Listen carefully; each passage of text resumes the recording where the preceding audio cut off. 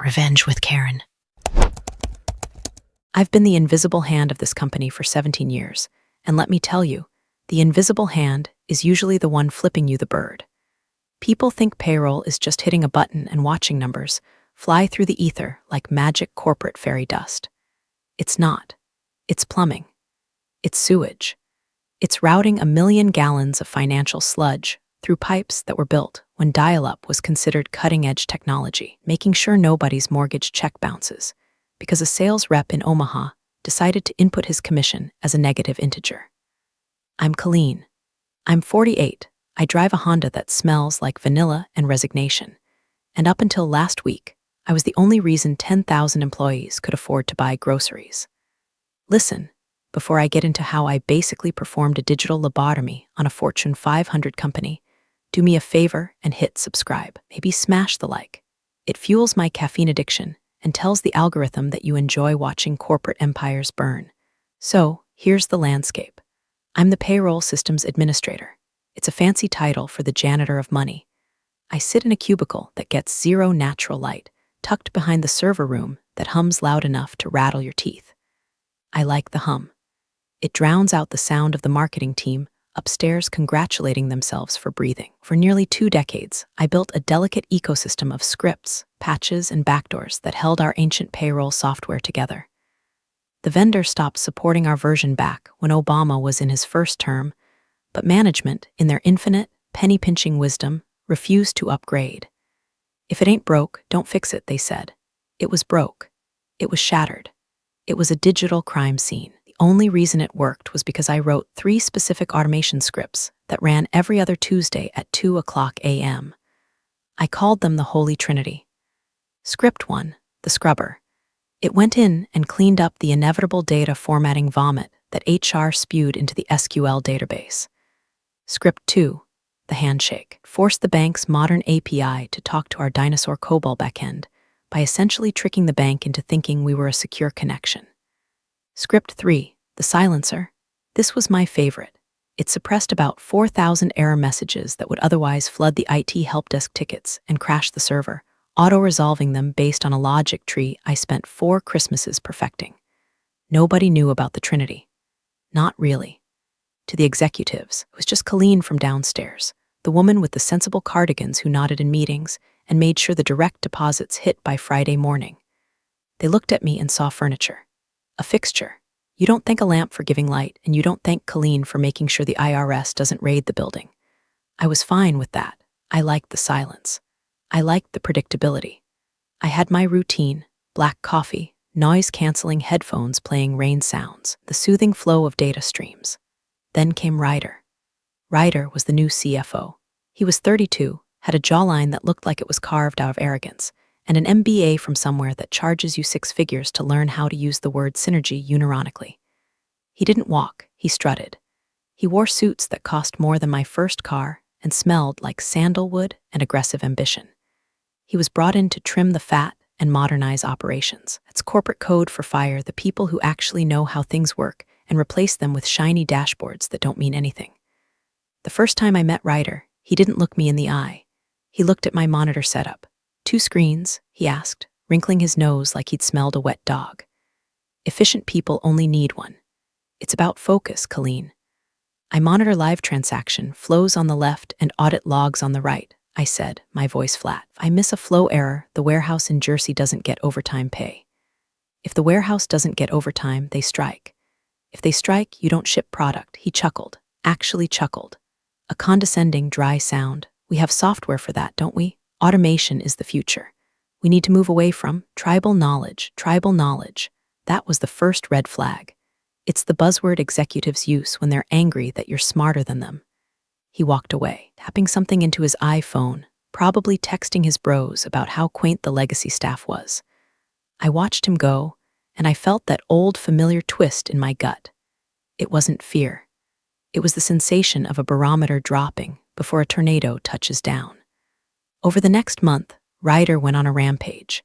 He fired the head of IT security because he pushed back too much on accessibility, replaced the breakroom coffee with a cheaper brand that tasted like battery acid and despair. And he started holding innovation summits, mandatory meetings where we had to sit in a circle and throw a foam ball around while brainstorming ways to disrupt ourselves. I sat there, holding the foam ball, looking at this guy who had never processed a single W-2 in his life, and I knew. I knew he was looking at my salary, which, admittedly, grown decent over 17 years, and doing the math. He saw a cost center. He saw a middle-aged woman in a cardigan who didn't use Slack emojis and didn't hang out at the Thursday happy hours. He saw fat to be trimmed. He didn't see the grenade pin I was holding. He didn't see that the Trinity scripts were running locally on my admin profile, triggered by my specific user permissions. Didn't know that the system he thought was so stable was actually a Rube Goldberg machine held together by my sheer will and a few thousand lines of custom Python code. I could have told him. I could have scheduled a meeting and walked him through the architecture. I could have explained that if you remove the cornerstone, the cathedral falls down. But you can't teach physics to a man who thinks gravity is just a suggestion. The tension in the office was thick enough to chew on. My coworkers, the few who were left from the old guard, walked around with that hunted look in their eyes. We were like gazelles waiting for the lion to decide who looked the slowest. But I wasn't slow. I was just still, waiting. 2 days before the end of the fiscal quarter, I saw a calendar invite pop up in my inbox. Transition Sync. Hosted by Ryder and the HR director, a woman named Tiffany who smiled so much I was convinced she was actually a robot programmed by a sociopath. Transition Sync.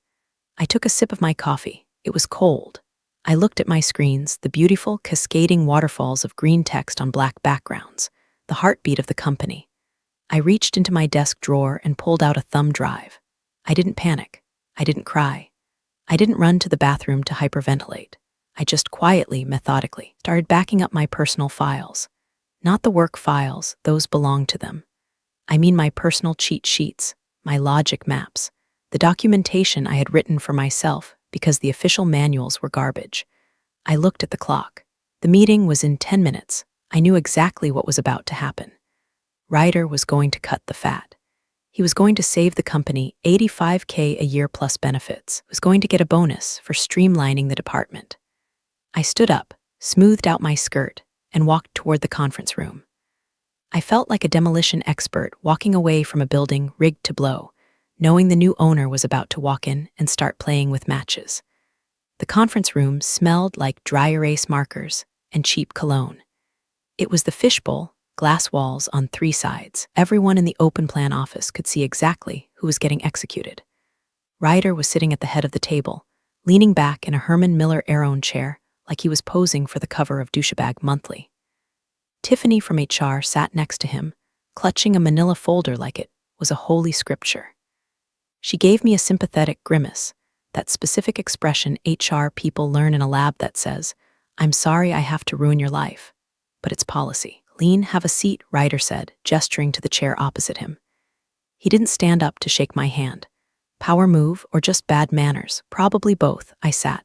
I folded my hands on the table. I didn't bring a notebook. I didn't bring a pen.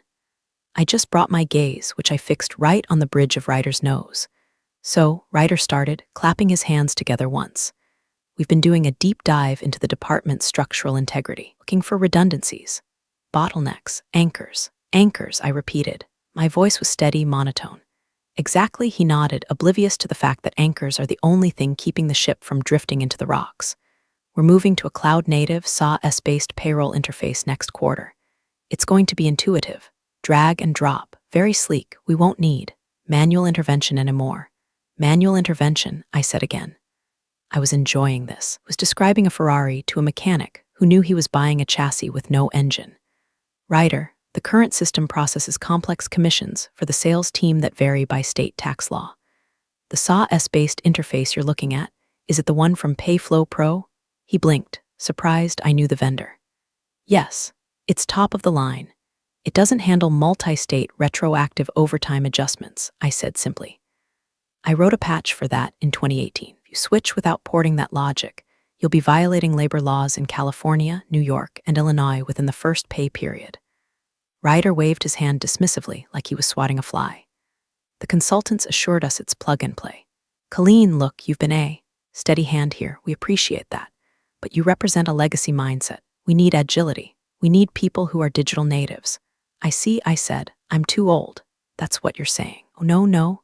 Tiffany chimed in, her voice going up an octave. It's not about age, Colleen. It's about skill alignment. It's a restructuring of resources. Ryder leaned forward, elbows on the table, giving me his best serious leader face. We're eliminating the position of systems administrator. It's redundant. The new software manages itself. So today is your last day. There it was. The shotgun blast. But instead of buckshot, it was a severance package and an NDA. Prepared a generous transition package, Tiffany said, sliding the folder across the table. 2 weeks' pay for every year of service. But it's contingent on a smooth handover of all credentials and immediate departure. Immediate? I raised an eyebrow. Security protocol, Ryder said, checking his watch. We need your badge and your laptop. IT has already disabled your network access. As of 10 minutes ago. I felt a cold smile spreading inside my chest. Wasn't visible on my face. My face was a mask of polite indifference. But inside, I was grinning like a Cheshire cat in a butcher shop. They had disabled my network access. But they hadn't wiped the local scheduled tasks on the server itself because they didn't know where to look. And by locking me out 10 minutes ago, they had prevented me from turning off the autopilot. You're firing the pilot mid-flight, I said softly. And you think the plane flies itself. The plane is being upgraded to a drone, Colleen, Ryder scoffed. We don't need a pilot, we need space. I stood up. I didn't argue, I didn't scream. I didn't throw the manila folder in his face, even though the urge was there, pulsing in my fingertips. I knew something he didn't. I knew that efficiency without understanding is just suicide with better marketing. Okay, I said. Ryder looked disappointed. He wanted a fight, wanted me to be the hysterical older woman so he could validate his decision that I was emotional and unfit. He wanted a scene he could recount to his buddies over craft beers later. Yeah, she totally lost it, bro. Sad, really. I wasn't going to give him that. I was going to give him something much, much worse. I was going to give him exactly what he asked for. I'll pack my things, I said. Security will escort you, Ryder added, signaling to the glass door. 2 guards, guys I've said good morning to for 5 years, were waiting. They looked embarrassed. They wouldn't meet my eyes. That won't be necessary, I said, grabbing the folder. I know the way out. I walked back to my desk, the 2 guards trailing me like I was a convict. The office was silent. Heads were down. Nobody wanted to catch the contagion of unemployment. I reached my cubicle, my home for nearly 2 decades, and saw the black screen. Account disabled. Perfect. I picked up my framed photo of my cat, Barnaby. I picked up my favorite mug. It said I survived another meeting that should have been an email. I picked up my dead plant. You need to leave the laptop, one of the guards muttered. Sorry, Colleen. It's okay, Mike, I said. I don't need the laptop. I didn't. Because the beautiful thing about the system I built, it was designed to run unless I told it to stop.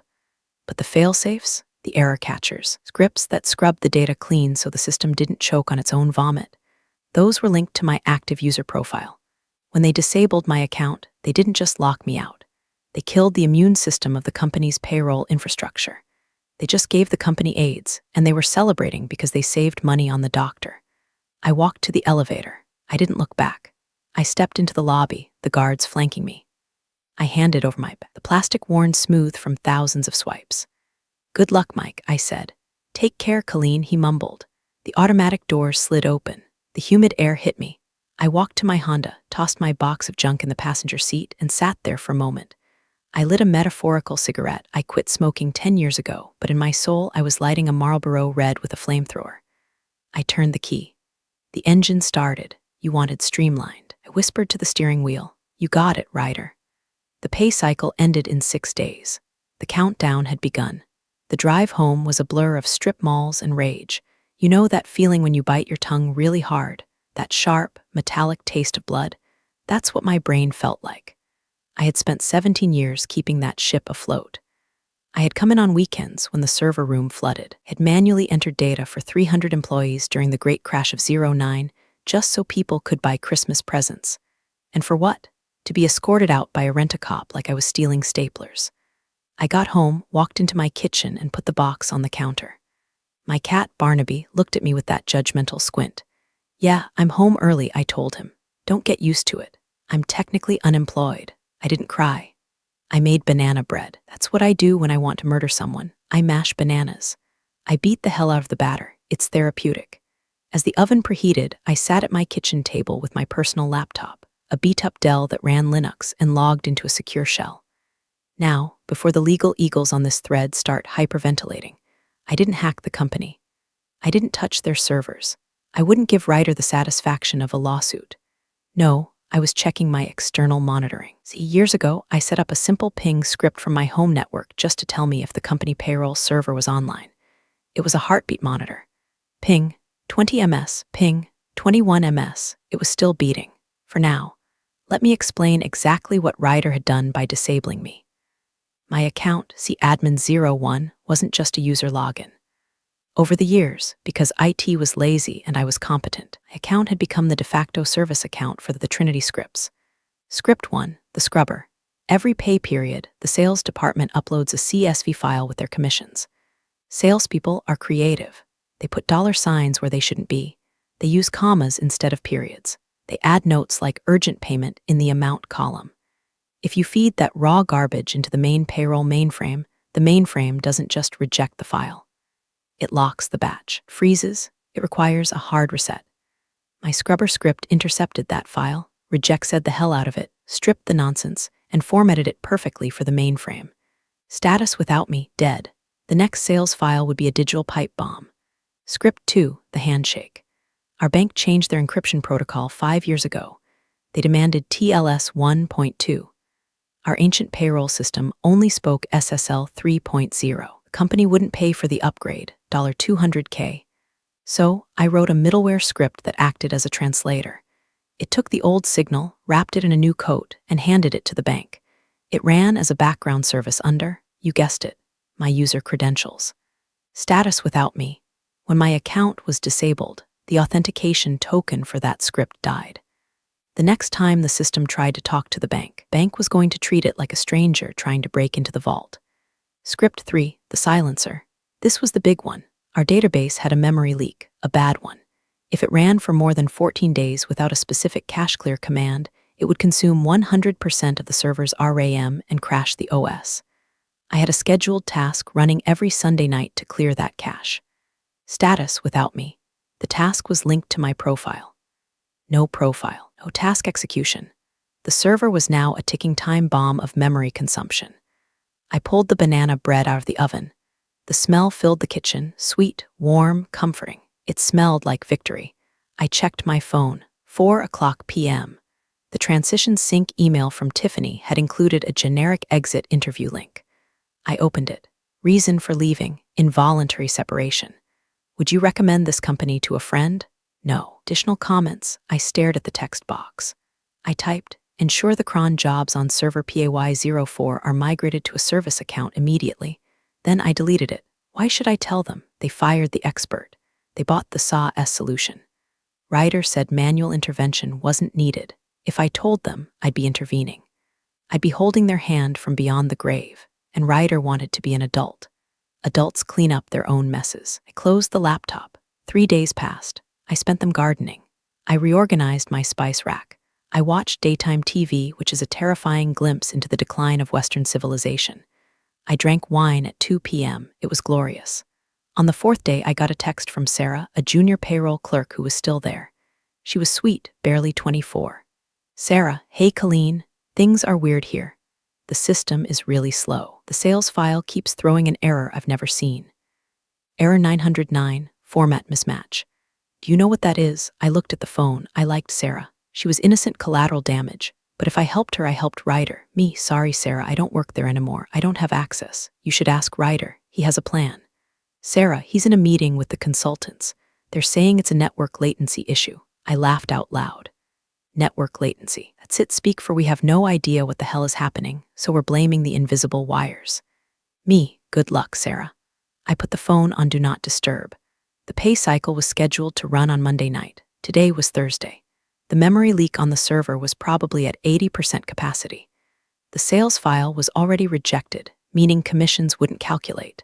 And the bank handshake. Oh, that was the finale. I poured myself another glass of Chardonnay. Wasn't Marlboro smoke, but it burned just right going down. The storm wasn't coming. I was the storm, and I had already left the building. Friday morning. The last business day before payroll needs to be finalized. In the world of payroll, Friday before pay week is D-Day. You verify the totals, you check the variance reports, and you stage the ACH file for transmission. It's a high-stress ballet. I was at Target buying decorative throw pillows. My phone buzzed in my purse. I ignored it. It buzzed again and again.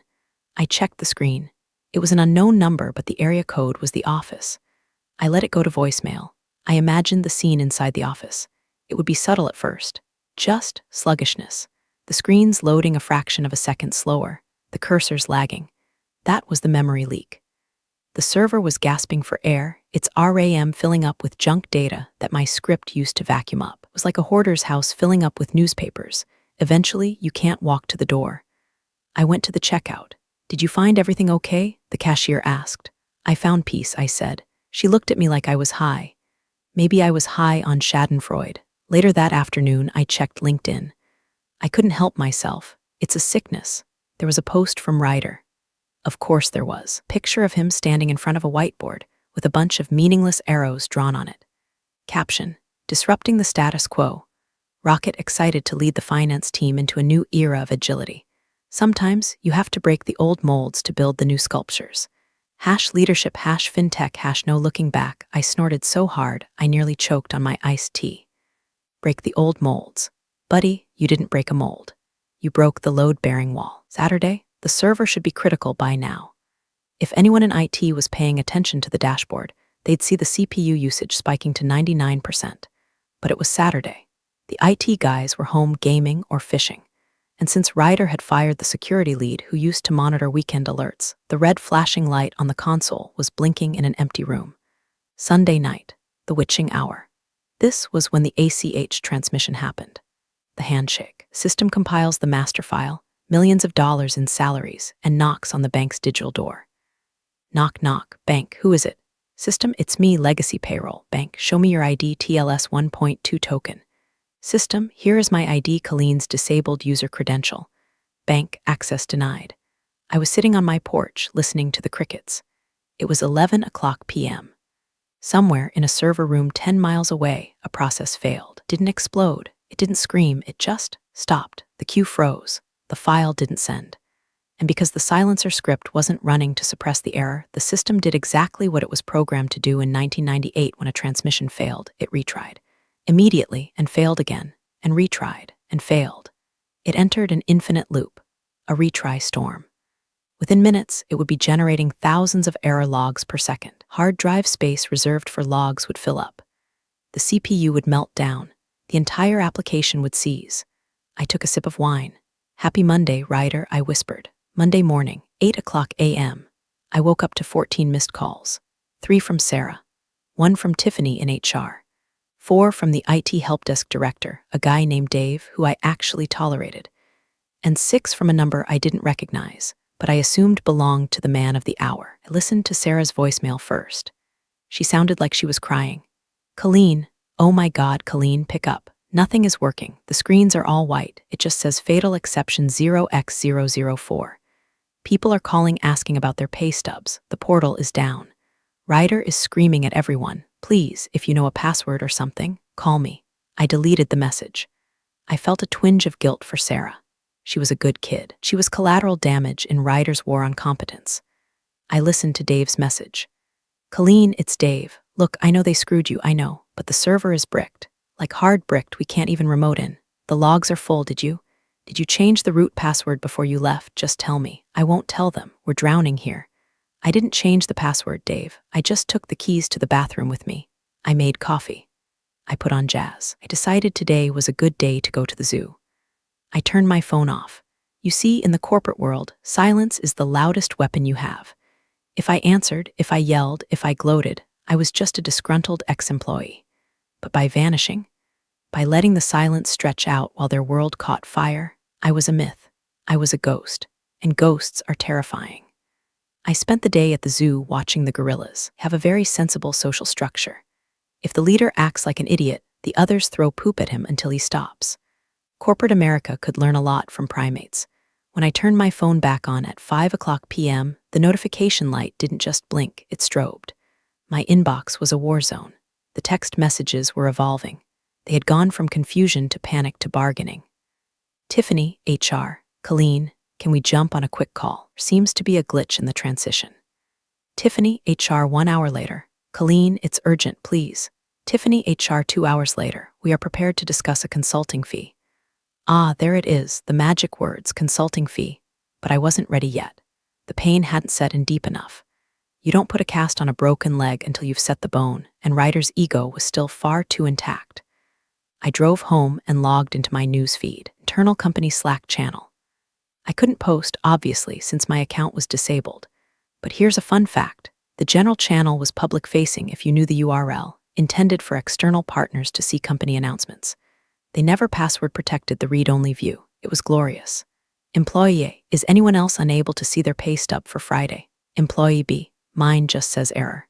Employee C, I called HR and nobody answered. The line just disconnected.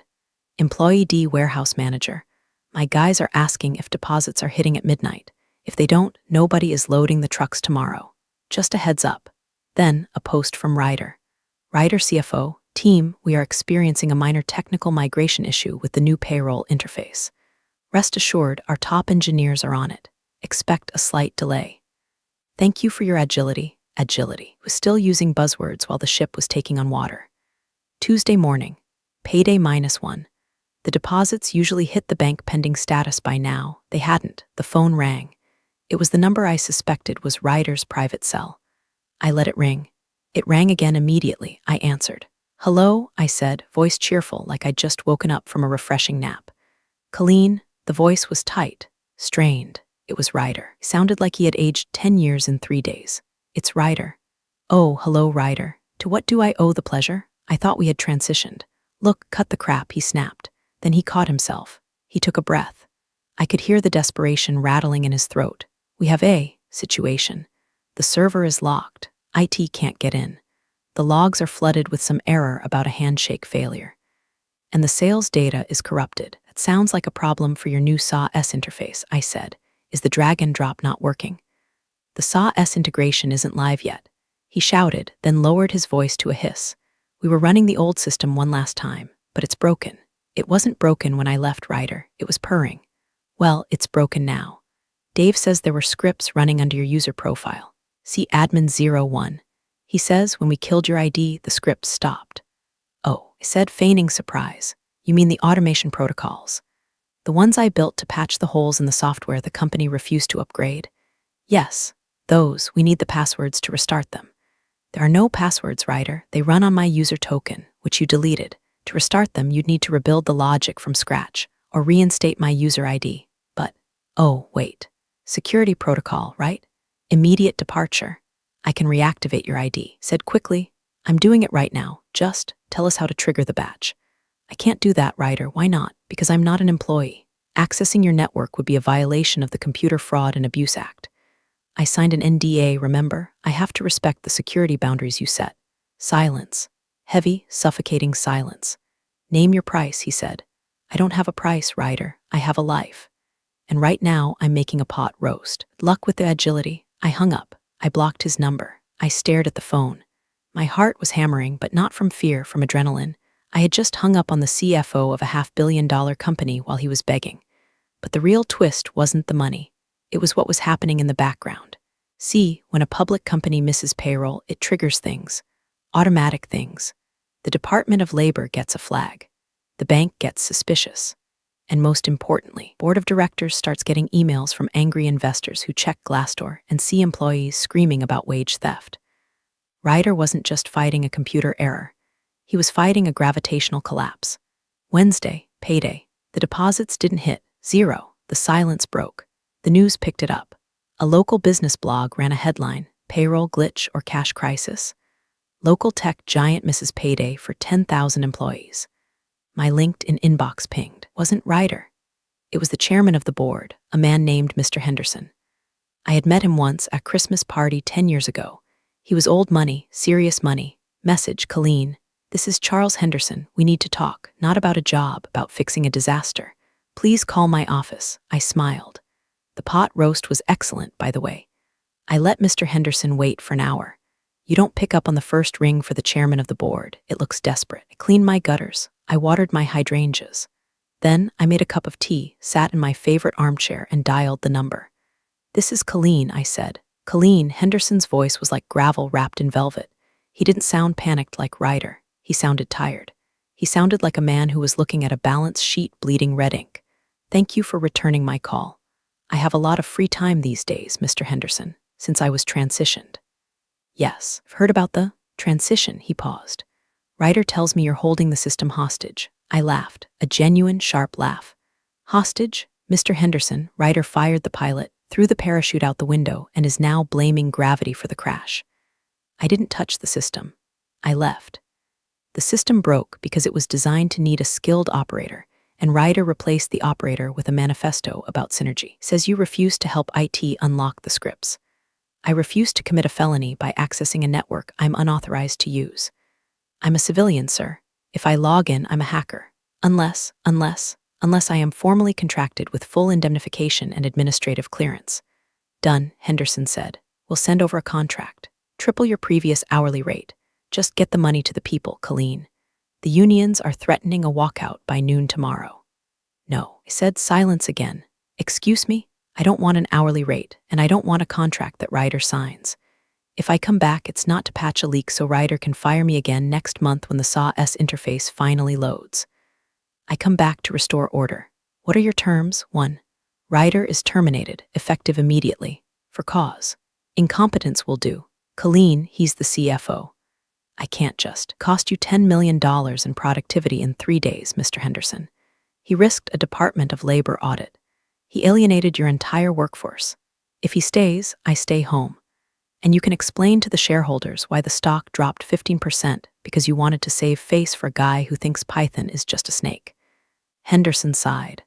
A long, deep exhalation. He knew I was right. That's the thing about old money. They care about the bottom line more than they care about ego. 2, I continued.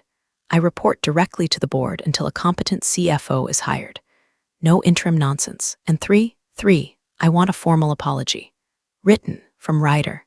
Sent to the entire company. Admitting that the delay was due to management error regarding personnel decisions. That's humiliating, Henderson said. Was being escorted out by security like a criminal after 17 years of perfect service, I replied. Humility builds character. Ryder could use some. I need an hour, Henderson said. Take 2, I said. I'm going to watch Judge Judy. I hung up.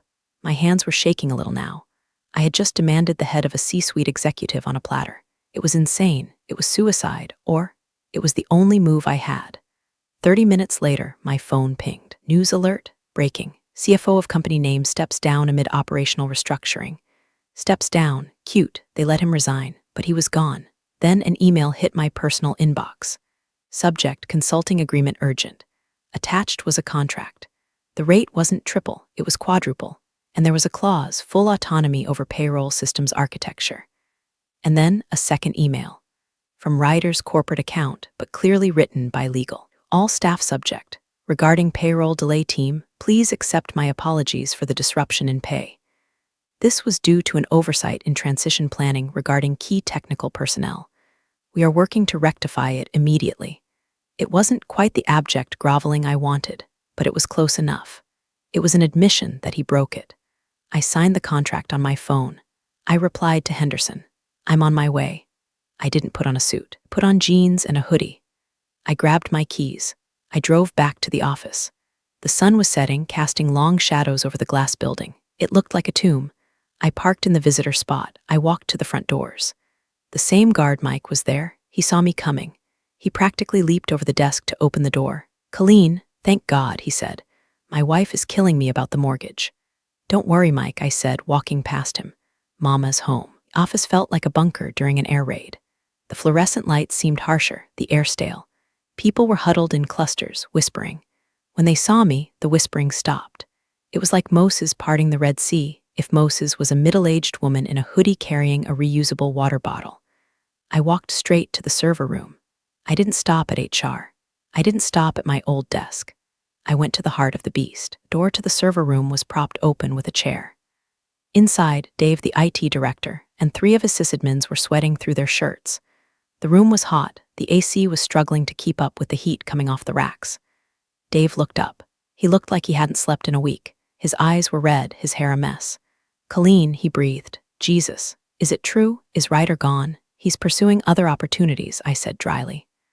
Move. Eve scrambled out of the chair in front of the main console. I sat down. The chair was still warm. The screen was a wall of red text. Fatal error, log overflow, memory exception, process deadlock. It was worse than I thought. The retry storm had essentially DDoSed our own internal network. The database was corrupted because it had crashed mid-write. Okay, I said, cracking my knuckles. Dave, get me a coffee. Black. The rest of you, get out. Don't need you breathing down my neck. But, do you need the admin password? We reset everything. One of the junior guys squeaked. I don't need your passwords, I said, pulling my laptop out of my bag. I built the backdoor. They left. I was alone with the hum. I plugged into the console. I opened my terminal. First things first, stop the bleeding. I typed in the kill command for the retry loop. Sudo kill -9 process ID. The scrolling red text stopped. Room instantly felt quieter. The fans on the server slowed down from jet engine to hair dryer. Step 2, the scrubber. I had to manually clear the log files. I typed the command. A progress bar appeared, deleting 45 GB of error logs. While that ran, Tiffany from HR appeared in the doorway. She looked terrified. Colleen, can I get you anything? I swiveled around. You can get me the file from sales. The raw CSV. Tell them if they ever use a $sign in a numeric field again, I will personally garnish their commissions. Right away, she ran, actually ran. The logs cleared. Space freed up. The server breathed. Now the hard part, the corrupted database. I had to restore from the backup, but the backup was from Friday. If I restored, we'd lose 3 days of transactional data. I hesitated. Then I remembered script 3, the silencer. It didn't just suppress errors, it cached them. If my hunch was right, the data wasn't lost. It was just stuck in the throat of the system, waiting to be swallowed. I navigated to the hidden temp directory I had created years ago. cd/usr/local/colleen/temp ls. There it was. Cache dump Monday dat. The data was safe. It was sitting there, protected by my code, waiting for me to come back. I almost cried. It was like finding a survivor in the rubble. You beautiful bastard, I whispered to the screen. I initiated the restore script. Parsing data, rebuilding index, success. The database turned green. The system ready prompt blinked. Tiffany ran back in with a USB drive. The sales file, I took it. I didn't even check it. I ran it through my scrubber script. Processing, errors found 412. Errors fixed 412. File ready for import. I looked at the clock. 8:15 p.m. ACH window for next day deposit closed at 9:00 p.m. If I transmitted now, people would get paid by tomorrow morning. I queued the file. I initiated the handshake. The system reached out to the bank. Connecting, handshake verified, transmitting batch. I watched the progress bar, 10%, 40%, 80%. Dave and the IT guys were huddled in the doorway again, watching silently. It was like watching a bomb defusal. Transmission complete. Bank confirmation received. I sat back. I exhaled a breath I felt like I'd been holding since Friday. Done, I said. People get paid tomorrow. Dave let out a cheer. The junior guys high-fived. Tiffany looked like she was going to faint from relief. I stood up. My back popped. Dave, I said, don't touch anything. The memory leak is still there. I'll patch it permanently tomorrow. But for tonight, the system is stable. You're coming back tomorrow. You've asked? I'm a consultant, Dave, I said, grabbing my bag. I bill by the hour, and I have a lot of cleaning up to do. I walked out of the server room. The office was still tense, but the panic was gone. The rumor had already spread. Colleen fixed it. I walked to the elevator. The doors opened. And there, standing in the lobby with a box of personal belongings, was Ryder. He was waiting for his Uber. He looked at me. His face was pale, his eyes hollow. The arrogance was gone. Looked like a kid who had crashed his dad's car. I stopped. He looked down at his shoes. You got it working? He mumbled. Yes, I said. I tried to modernize it, he said, almost to himself. I just wanted to make it better. You didn't want to make it better, Ryder, I said, stepping into the elevator. You wanted to make it yours. There's a difference. The doors closed. I watched his face disappear. I went down to the parking lot. I got in my Honda. I didn't drive away immediately. I sat there, listening to the engine hum. I checked my bank account on my phone. The consulting retainer had already hit. It was a very, very large number. I put the car in gear. I was going to buy a new car, maybe a Lexus. And I was going to buy really expensive vanilla extract for my next batch of banana bread. The next few weeks were a blur of vindication. Ryder's office was turned into a collaborative wellness space. Ironic. But really, it was just an empty room where I sometimes went to eat my lunch and stare at the view he used to think he owned. My new contract was a thing of beauty. I wasn't an employee. I was an external systems architect. That meant I didn't have to go to HR trainings. I didn't have to do performance reviews, and I definitely didn't have to attend innovation summits. I came in at 10 a.m. I left at 4 p.m., and nobody said a damn word. The board appointed a new interim CFO, a woman named Barbara who was 60, wore orthopedic shoes, and knew COBOL. We got along famously. Her first act was to approve the budget for the system upgrade I had been asking for since 2015. "Do it right, Colleen," she said, "and burn that SAW contract Ryder signed." I burned it with pleasure. But the best part wasn't the money or the hours. Fear. When I walked down the hall, managers would stop talking. They knew. They knew I was the one who could turn off the lights. They knew that the efficiency they worshipped was a fragile illusion held together by my code. I wasn't the janitor anymore. I was the landlord. One afternoon, Tiffany from HR stopped by my desk. She was trying to be friendly, trying to bridge the gap. "So, Colleen," she chirped, "now that things are settled, we're having a team happy hour on Friday. Do you like to come?" I looked at her. I looked at my screens, the green waterfalls of data, flowing smoothly, error-free. "Tiffany," I said, "I charge $250 an hour. Do you want to pay me $500 to drink cheap margaritas and listen to you talk about your Peloton?" She blinked. "Oh, I guess not. Good choice," I said. "I'll be home with my cat." I wasn't nice Colleen anymore. Nice Colleen got fired. Consultant Colleen was efficient. Consultant Colleen was expensive. Consultant Colleen didn't give a shit about being liked. She cared about being necessary. And Ryder, I heard through the grapevine Sarah, who was now my well-paid apprentice, that he had trouble finding a new gig. Apparently, tanking a Fortune 500 payroll system in 72 hours is a stain on the resume that even a Harvard MBA can't wash out. Last I heard, was doing consulting for a crypto startup that went bust 3 months later. Poetic justice is the sweetest kind, but there was one loose end. The system. I realized that by coming back, I had just reattached the shackles. I was essential again. If I left, they would crash again. I didn't want that. I didn't want to be trapped here until I died. So I started building something new. Not a patch, not a script, a manual. A real, comprehensive, idiot-proof manual. I spent my days documenting every line of code, every logic tree, every backdoor. I taught Sarah everything. I showed her the scrubber. I showed her the handshake. I showed her how to listen to the server hum. "Why are you teaching me this?" she asked one day. "Aren't you afraid I'll replace you?"